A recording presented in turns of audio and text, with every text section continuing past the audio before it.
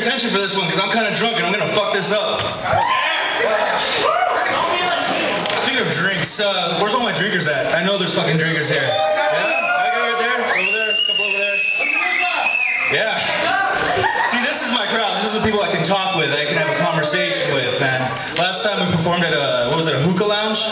Yeah. That was alright, but not really the same kind of crowd. They're smoking just regular shit. Exactly, man. Fuck. But there's one word that I know of that'll strike fear in the hearts of even the most seasoned drinker. You guys know what I'm talking about? Right. Goldschlager. Exactly. Exactly. Everybody that I have ever met who's ever had Goldschlager has a bad story to tell on it. And is it just me, or is like Goldschlager kind of the date rapist of all the liquors? I mean, it starts off so sweet, you know, cinnamony, whatever, it's got little gold flake bling. The next thing you know, you're fucking just drunk, just blackout drunk, really drunk. You're not quite sure, but you might have punched a stripper at one point in the night, or a really, really sexy crack whore. And then you fucking wake up in the morning, you're passed out in some dirt field somewhere, you're covered in blood. There's, thank God the fucking car's in one piece, but why is there a condom full of ketchup in the dashboard? I don't know these things. But yeah, one thing I've noticed being in bars is they don't really appreciate when you get that drunk, when you get really fucking like destructive, because I tend to get destructive, I throw things. I fucking throw bottles, I punch holes through windows. I've been there. And it doesn't even help when you break a bottle and you're like, Mazel tov. No, they just don't go for that. Exactly, right? But anyway, moving on.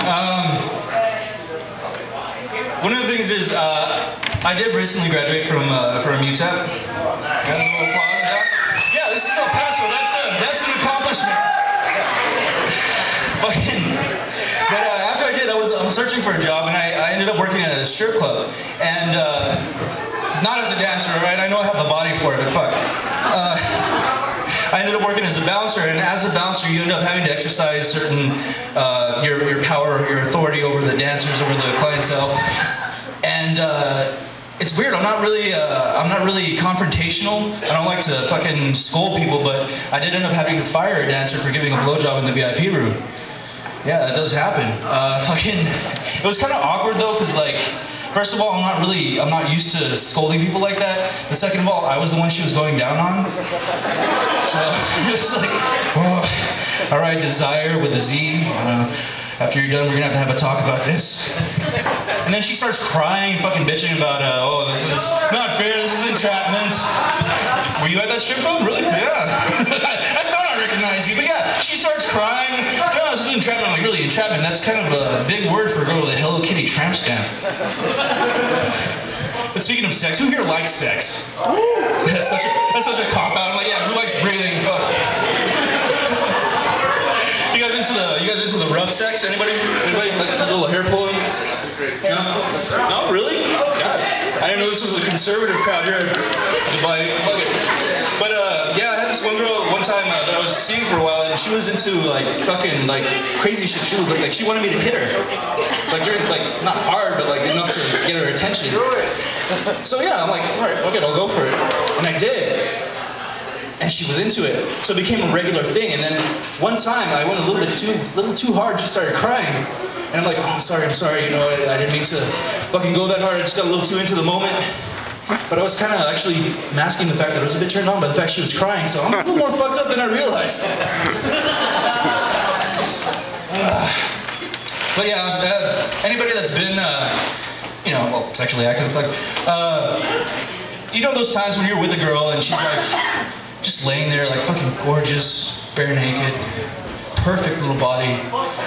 Exactly. Search and just, wow, what kind of freaky sex are you having? Search and destroy, some fucking Metallica, right? But anyway, she's laying there, she's looking gorgeous, you're going at it, you lose yourself in the moment, you feel yourself about to burst. You know, you're about to, and it's, you know, a little earlier than you would have expected.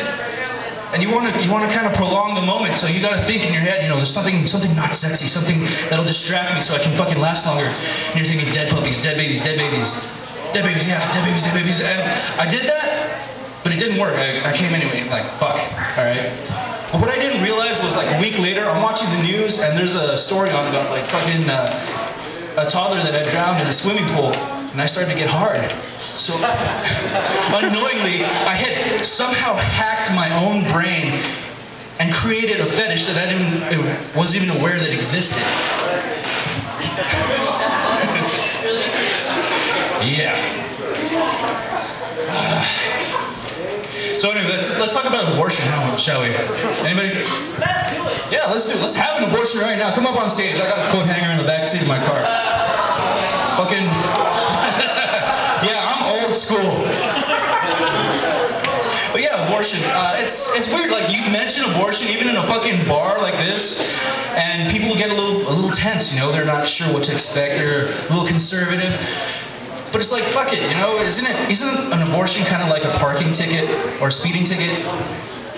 You know you're eventually gonna get one the way you carry on, but it's just a little too fun to go 20 over the limit or fuck her without a condom. You know you're eventually gonna get one, but I ended up actually paying for one the other day. Yeah. But it wasn't mine, it wasn't like anybody that I was with or anything like that, it was a friend of mine. And what happened was I got this text from my friend, and she's like, you know what, I need to borrow $30. I'm like, you know what, okay, I'm a good guy, I believe in paying it forward. So I'm like, I got you covered. She's like, okay, meet me at the mall.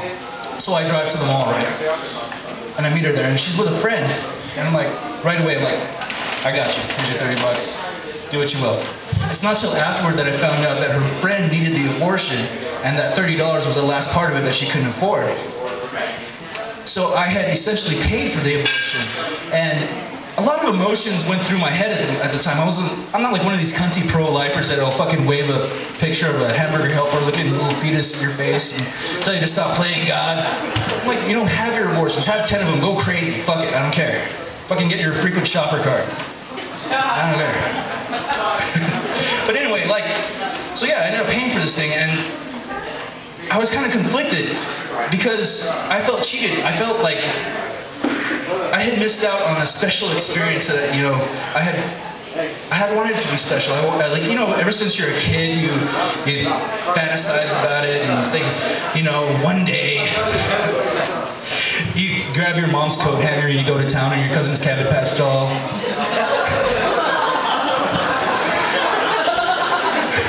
So anyway, like, I fucking paid for this thing, right? And I think I missed out on that experience. I missed out on the experience of it being my thing. It's not really my experience. I'm paying for it, but no. So I think I need compensation somehow. I really think I should be able to fuck the girl, because that's really the only thing I could think of that's missing from that whole experience. But anyway, there's a lot of things that we tend to overlook. Especially guys, you know, you take pride in certain things. Like, you take a big shit, right? Jimmy. And you're proud of it. You're like, fuck yeah, that was mine. I did that. You're like a 3-year-old that just made a drawing on the fridge. You're like, I did that. I did that. And it's just sitting there, and it's fucking huge. And you take pride in that. It's like, but if you think about it, isn't that kind of like anal sex in reverse? Just taking that shit. If you actually like filmed it and then played it in reverse, it'd be like dolphins jumping through a hoop, like back into the...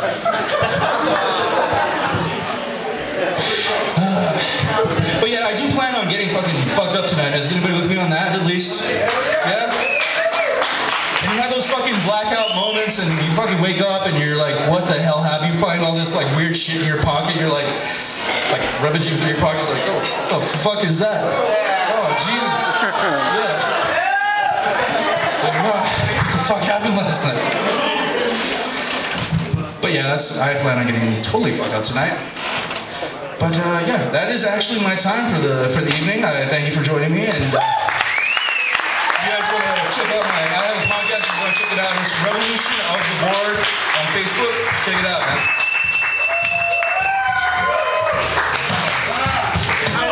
That shit's used too. I fucking know it when I see it. Yeah, it smells used. It totally smells it. Yeah.